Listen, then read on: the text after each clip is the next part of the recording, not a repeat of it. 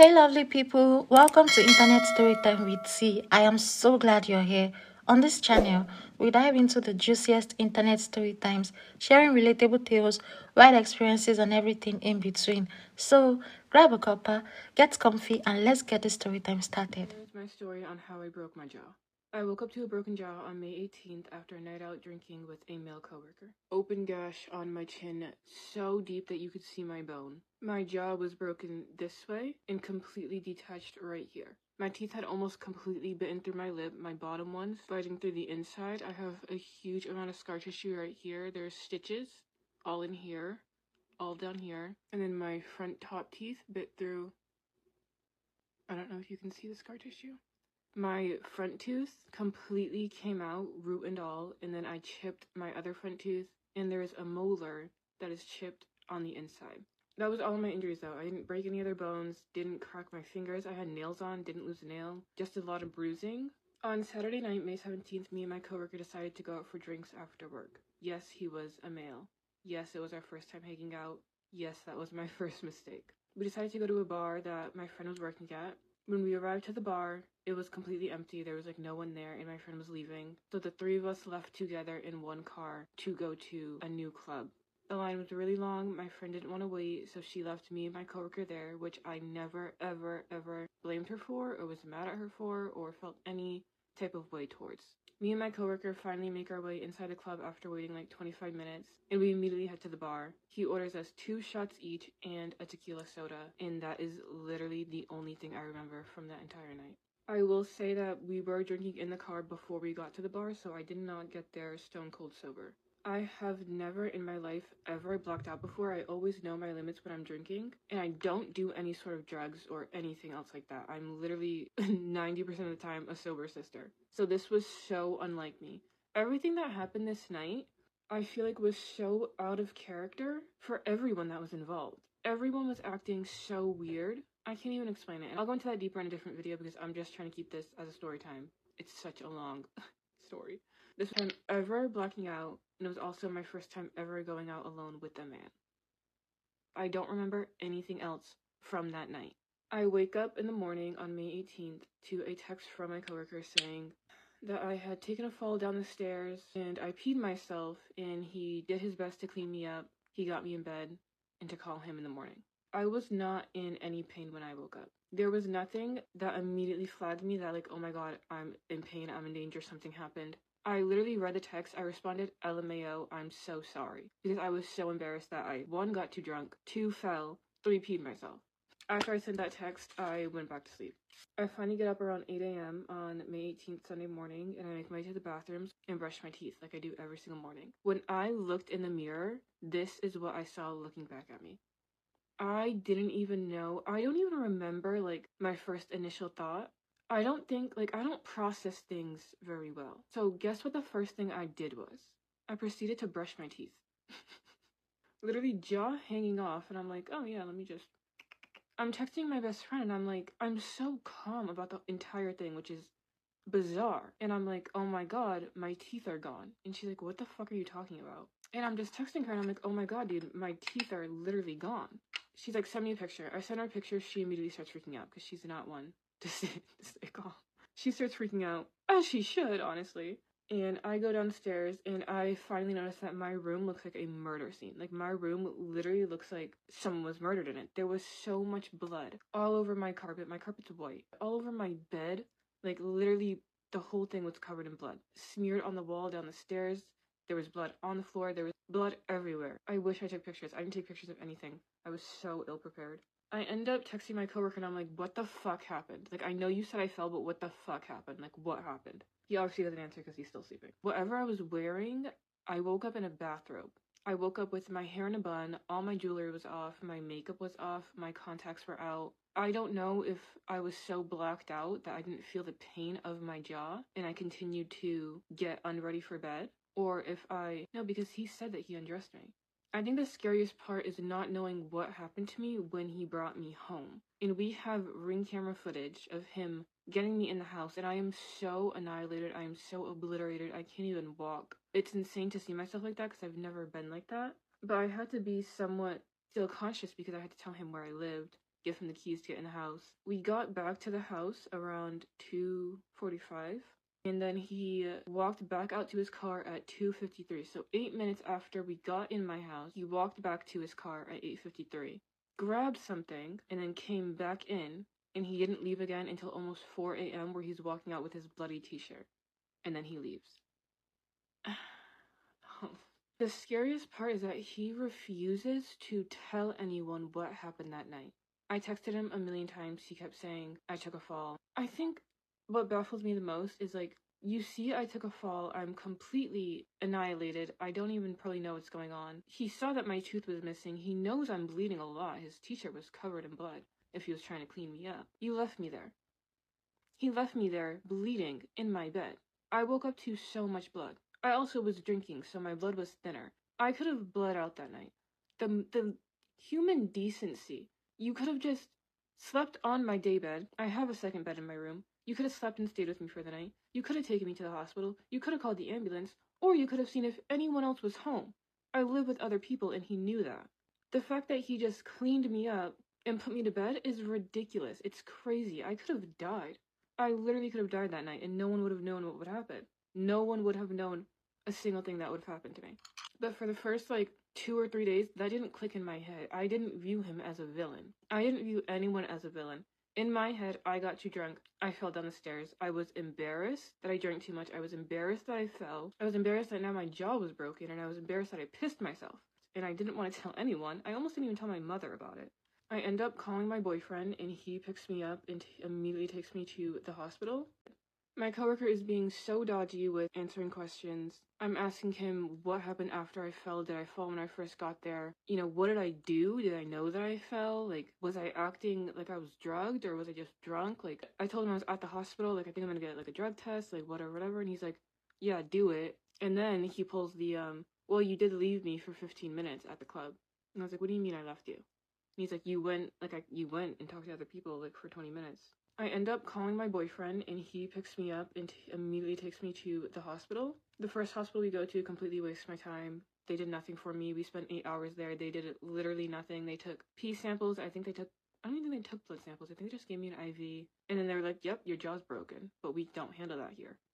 And I was like, so what? They didn't even give me medicine. They gave me literally nothing. We end up going to Boston Hospital. Thankfully, my boyfriend's mother works in hospitals. She was able to get me a private room that same day. Literally, thank you God, because I don't know what I would have done without that. I check in around 7 p.m. and let me just say, I've already used the bathroom at this point. I brushed my teeth. I took a shower before I went to the Boston Hospital. There was so much blood in my hair and just everywhere. They're asking if I want to do a grape kit, and I'm like, no, because in my head, let me say again, for the first 3 days, I did not think anyone was the villain at all. In my head, I also thought that nothing like that would ever happen to me. It's never even crossed my mind that I could be in danger like that. I don't ever think about myself like that at all in those situations. So at first I said no. Mind you, I already showered, already used the bathroom, already brushed my teeth, and I was also just in so much pain. I just really didn't feel like doing a kit, and I also genuinely didn't think that anything would ever happen or that he would have done anything to me to begin with. My boyfriend and everyone asked the hospital a million times to please take blood samples and test me to see if I've been drugged. They took literally 12 blood samples. This was my arm from how many blood samples they took from me. And we made it very clear, please drug test me. We get the test results back from the hospital. And those mother effers didn't even test me for drugs. They tested me for alcohol, which and then they tested me for some sort of psychosis medicine. They didn't test for Xanax, they didn't test for a roofie, they didn't test for a Molly, they didn't test for anything that we specifically asked for. What did you do with my 12 samples of blood? What do you mean you didn't freaking test me when I'm sitting here debating a grape kit? I'm telling you I don't remember my night. I'm coming in with a broken jaw. I end up getting discharged from the hospital. Everyone, literally everybody is telling me, you need to file a police report. You need to get the police involved. And I was like, I don't want to. I really don't want to. Because I just knew that the police couldn't do anything. But they're like, they can go to the club. They can view the footage. They can see if you've been drugged. They can question this man. They can get everyone's story. If he ever did anything to anyone else or anything like that, they would have it on file. You need to file a police report. And I was like, okay. At the beginning, I just didn't want to do any of that. I did not think that my coworker was in the wrong. I thought it was nice of him that he cleaned me up, had to deal with all that. Like, I've only known him for like 2 months, you know what I mean? It's not like we were besties. I felt like a burden, you know, that we went, there's nothing worse than like being that drunk friend, and that's what I felt like. I was literally so embarrassed. So about 6 days after the incident, we went and filed a police report. The thing is that I didn't know what I wanted from the police report. I didn't know what I wanted the police to get from me, which is one of the reasons why I didn't want to do the police report. I guess my biggest thing was I really wanted them to check the footage of the club and question my coworker that was involved. That's literally, I think, all I wanted from them. So we open the police report. I tell them everything. I give them all the screenshots that I have. I give them everything. And they're like, okay, like, we're gonna go to the club. We're gonna see if they have the footage. We're gonna do everything that we can to help you. Days go by and I don't hear anything from the police. Mind you, my coworker texted me again, checking up on me, asking if I was okay. We called the detective days later and we're like, hey, anything? They say they went to the club to get the footage, but they got new security systems on the 21st, so all that footage is gone. I broke my jaw on the 18th. So all that footage is gone. I think clubs don't like sharing footage because it makes them look bad. They don't want to be known as the place where a girl got roofied, taken home and assaulted, and woken up with a broken jaw. You know what I mean? They don't want any smoke. So they got a new system. Could the police have pushed harder? I don't know. Do they actually care? Probably not. My detective was also a fucking man, so they're like, so that's out of the board. Like, a drug test would really help. And we're like, well, we tried to get a drug test. The hospital didn't test us. A hair test, maybe we can go that route, hoping that they would help with the expenses, because it's like $700 for a fucking hair test. We're on our own. We're on our own with that. Hospital won't help. The police won't help. Insurance won't help. No one's going to help us cover the hair test. So then we're like, well, did you pull my coworker in? Did you get his side of the story? He was like, we reached out to him. He said he was going to come in. He never did. This was days ago. So that's it. That's it. They didn't keep trying to contact him. They didn't, like, the police don't fucking care. They don't care about anything. They didn't care about answers. They didn't care about me. They didn't try at all. You know what I mean? And this is exactly why I didn't even want to go to the police in the first place. Because I know that they're so fucking useless. They don't do anything, ever. Especially for a woman. And especially for a colored woman. So that really, like, really pissed me off. And it was just, like, confusing to me. I was getting really, really confused with why my coworker wasn't just telling us what happened to me that night. Like, what happened that you cannot tell us? And I remember I was texting him and I was trying to get the story from him. I have a boyfriend, and I didn't know if anything happened between me and my coworker that night. So I was trying to get that out of him. And by doing so, I was kind of setting it up to be like, you know, my boyfriend's really upset with me. Did you tell him what we did that night? My boyfriend knew all this. We were just trying to get my coworker and see if he would admit that something happened. And he said, no, I didn't tell him anything, but do you remember now? And I was like, oh my god, like, did something fucking happen? Because I don't remember. And when we told the police that, they told me to stop contacting him. So we didn't go any further with that, even though I think I could have got something out of him. The whole thing really stresses me out because we don't know when I fell and broke my jaw, right? He could have got me home and I could have immediately fell and broke my jaw. Or he could have got me home, he could have done something to me. I could have been going to the bathroom and then fell and broke my jaw. Do you know what I mean? We don't know anything because he wouldn't tell us the fucking story. So now I'm really getting, like, stressed out and pissed off at the fact that I'm not getting any answers and it looks like I'll never get closure. The drug test fell through. I didn't do the grape kit, which, ladies, if you're ever even debating on doing a grape kit, just do it. Like, if I could go back in time and do it, I would. Like, I wish I had done it, and I really wish that we pushed for the drug test, but whatever. After the detective calls me and tells me that my coworker never showed up for questioning, my coworker then hits me up again to see how I'm doing. And he's like, you know, I know you went to the police. I don't blame you for that. I want you to know that I am going to be going in, giving my statement. I wasn't supposed to be talking to him. In some way, hearing that he was going to finally say his side of the story brought me some sort of peace. And I was like, maybe I'll finally know what happened to me. And he even said, he was like, I hate that you will never get the closure that you need. What do you mean you hate I'll never get it? You can fucking give it to me. Like, you can tell me every single thing that happened that night. Unless you magically don't remember anymore either. Like, it was like he was just playing games. He doesn't understand, like, I broke my jaw. My life has been on pause for the last 6 weeks. Literally was couch ridden for 2 weeks. I couldn't even move. I was crying. I was having panic attacks. Like, and he's saying, I'm sorry, you'll never get the closure you need. You can give that to me.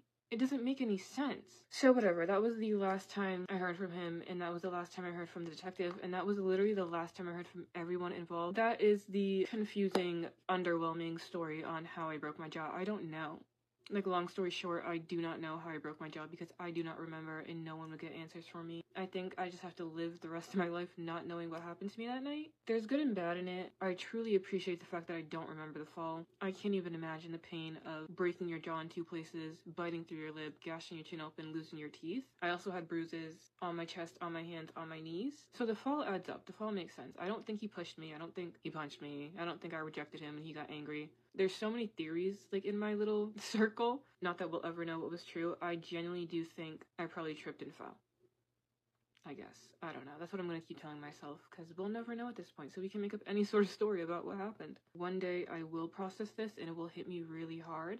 And I fear the day that comes, because in my mind, I think I protect myself from a lot of things by just blocking it out and not paying any sort of attention to it. That's what I've been doing with the situation, and every time someone would try to get me to talk deeper about it, I would just close it off. I don't do well with processing emotions. Moral of the story, don't trust a man, don't go drinking with men alone, take the grape kit, push the drug test, and really just take care of yourself, push for the things that you need. I wish that I advocated for myself louder and stronger and harder. And I'm so grateful that I had such a great support system with me. I'm so grateful and so lucky, because I would not have been able to get through this really difficult situation without them. And to this day, I really can't believe that it happened to me. When I tell you I had the mindset that nothing bad would ever happen to me ever. But life works in very mysterious ways. I genuinely think this was a lesson that I had to learn, and I always learn lessons the hard way. I hope that me sharing my experience can provide comfort and peace and maybe inspiration for other people in their experience. I know there's a lot of victims out there who don't believe in justice. And although I didn't get justice through police, I do think that karma always has a way of making its rounds, and everyone will get what they deserve in the end. I'm grateful for all of you guys for just caring about my story and wanting to hear it, and I hope that this video kind of makes it more clear on what happened. And if you want to hear more about my recovery experience and how I've just been coping with everything, I post videos about that. Get ready with me while I give you guys an update. Except I already halfway got ready. I went on live last night and kind of explained my situation that's going on. It's not looking good. It's not looking good. I went to get a second opinion on a dentist, and they basically told me that all of my front teeth, this one, and this one, are dead. So that means they need to be extracted and replaced, and that scared me because my first dentist didn't even check to see if my teeth were alive. They were just like, yeah, we're gonna bond it and put in a fake one. And little old me was like, oh, okay, sounds good. I'm going to an oral surgeon on Monday to like get a third opinion to make sure that that's actually what I need to do. And if that is the case, that's going to cost me literally so much money that I'm debating on just going to Greece or Turkey and getting my teeth done for half the price. They're talking about 2 implants and a bridge. I don't know what any of that means. But if you've gotten your teeth done in Turkey or Greece or anywhere overseas, please DM me or comment where you went, how much it was, your experience. Please help me out because I don't know anything about that at all. I'm not going to spend $25,000 in the US to get my teeth done when I can get it for like $8K in Greece or less. In brighter news, our GoFundMe is at $7,000, which I literally cannot believe.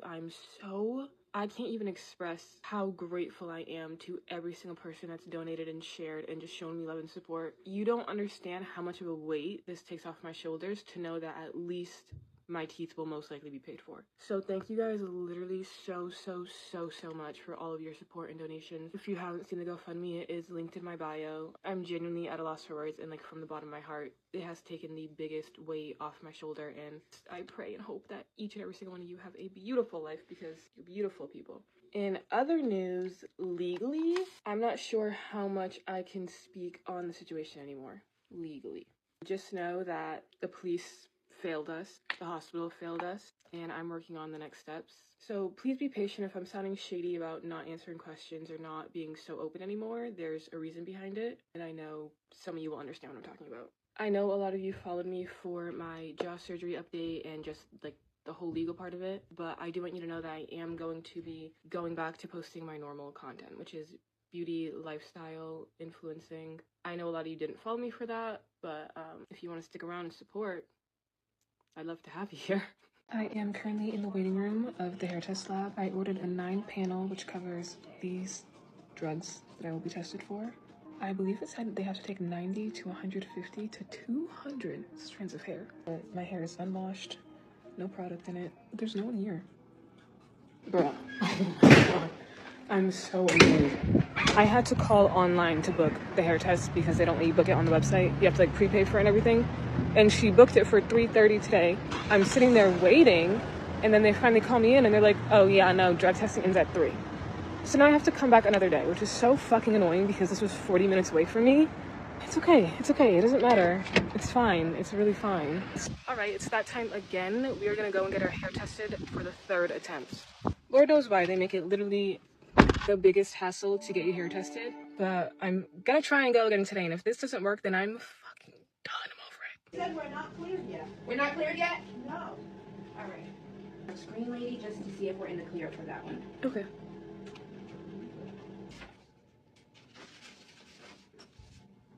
Okay.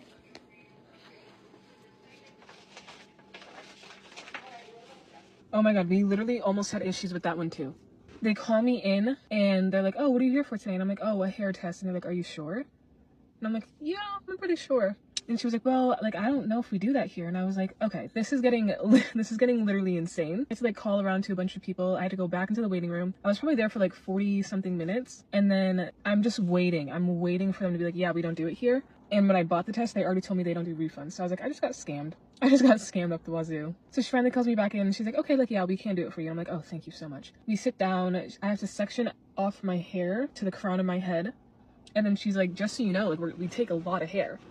And I was like, oh yeah, it's like 150 strands. Like, it's not that much. I don't know how much hair that is. Y'all, I hear her going, and I'm like, and then she holds it out. It's like, I'm going to insert a video or a picture of the hair. Oh my god, it was so much. Thankfully, I have really thick hair and a lot of it. And it was on the crown of my head. You can't see it. You don't even notice it. Not a big of a deal. But like, if someone has thin hair, what do they do? Like, what do they do in that situation? It was like low-key a decent amount of hair. And then she's like, what job are you applying to? Like, most jobs don't make you do a hair test. That's crazy. We don't get these that often. And I was like, oh, it's not for a job. And she was like, oh.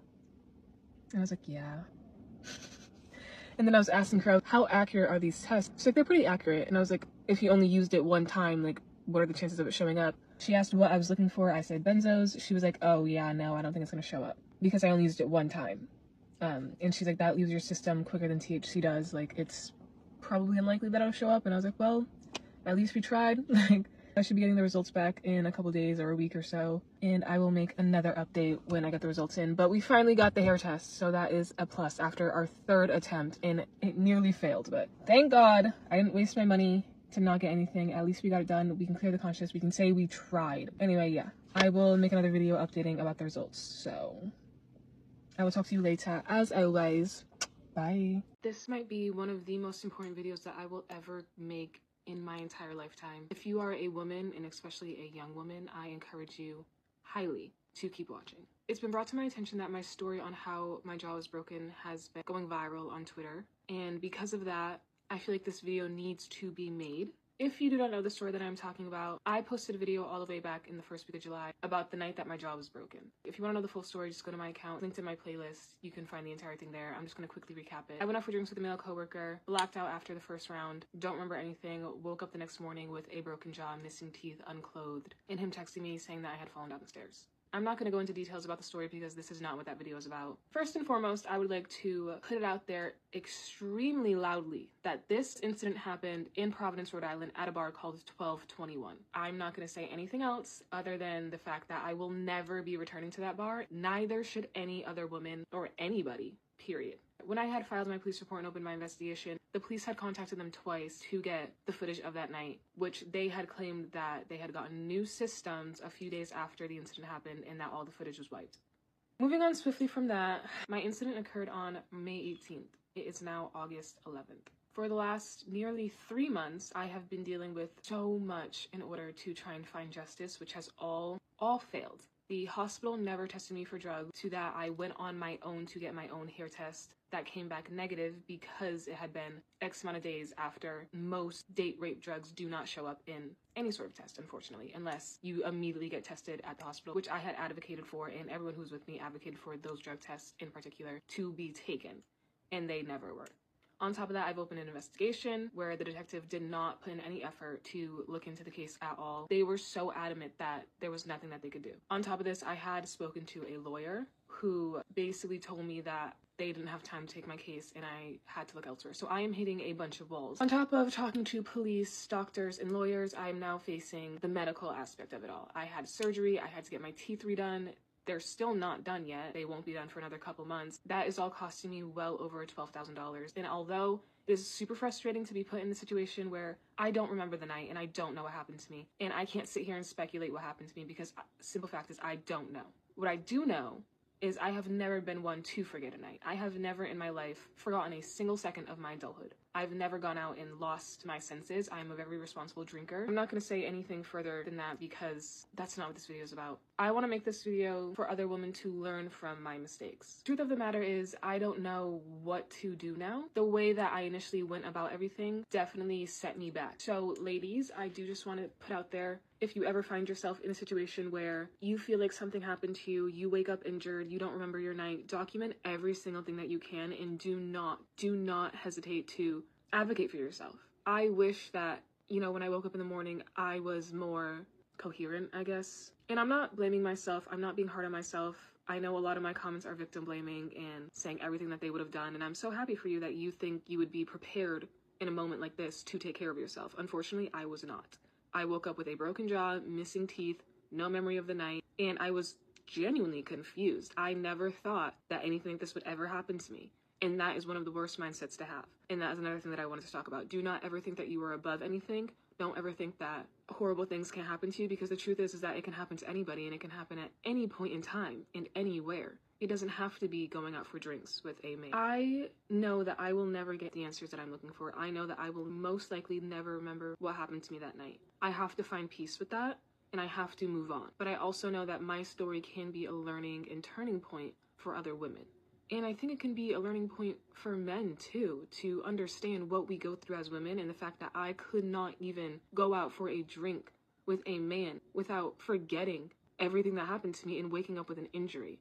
And if you got anything else from that story other than the fact of what happened, then maybe you are the problem. If you are sitting here questioning why I was even out with a man in the first place, you should be questioning why a woman cannot go out with a man. You should be sitting here and asking yourself, why is it okay for a woman to wake up not remembering the last night of her life and waking up to extreme injuries that now she has to deal with for the rest of her life? I have to retrain my jaw and my muscles. I have tooth pain that could affect me in 10, 15, 20 years. This is going to be for the rest of my life. And you know what? His life goes unchanged. His life goes unbothered. His life moves on like nothing ever happened. He gets to do this to the next person because he got away with it this time.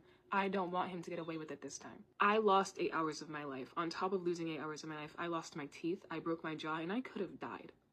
If you are in a situation like this, document everything and do everything you can in your power. Get the kit, file the report, take pictures of everything. Write down exactly everything you know, word for word, memory for memory. Save every text, save every video, save every interaction, save everything. It could save you in the long run, but also the truth is, even when you do that, you could still not get answers. There are so many cases where the woman did everything right and the evidence was there and he was guilty and the man still walked away. That is just the truth, that the justice system hates us as women. They hate us. They're not on our side. With all of this being said, I just wanted to come on here and really advocate that in times like this, and even when you think that you're safe, especially with the man, you probably are not. And it's always better to just be more cautious and more aware. Usually I really am. I am not a fan of men.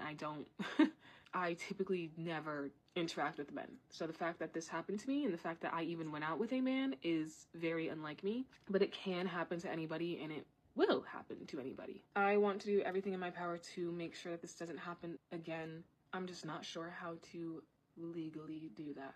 Bear with me while I figure that one out. If you wanted to support me in any way, shape, or form, I also am on Instagram and I am working on a YouTube that I've been meaning to make forever, but if you would like to support me with my teeth work or my medical bills or anything like that, I do have a GoFundMe as well. It is linked in my bio. You can find it there if you don't want to do that. Just following and engaging in my content is enough, and just supporting me that way is everything. And that's all, guys. Thank you for watching. Don't forget to like, share, and hit the subscribe button for more juicy stories.